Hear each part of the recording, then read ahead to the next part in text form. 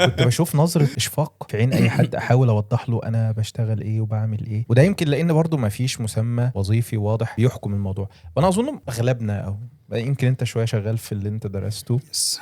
بس معظم أصحابي هو شغال في حاجات مم. بعيد خالص عن دراسته يعني. صح. الدراسة ديت كان لها فترة يمكن هو اكتسب بعض المهارات فيها. أنا أظن الهندسة هي مأثرة في حياتنا بشكل أو بآخر يعني، وكذلك الطب بيأثر في حياة الطبيب بره وفي الغالب الطبيب لما بيحاول قدام يعمل ثروة أو فلوس، هو ما بيبقاش بيحاول يعملها من إن هو بيروح عيادة أو بتاع، هو بيبدأ ينفست في بيزنس، يفتح مستشفى في مركز بالظبط، فبيبقى الفلوس جاية من فلوس، من بيزنس برضه. لكن تجارة. الفلوس جاية من مجهود دي ما بتبقاش كتير. بس مجهود الانسان هو شيء محدود جدا يعني. بالظبط. انت ايه، فاينايت. انت عندك 8 ساعات في اليوم هتحطهم هتاخد مقابل خطي. ده البطل اللي بيشتغل 8 ساعات يعني مثلا اللي هم بيصفصفوا على 4 مثلا.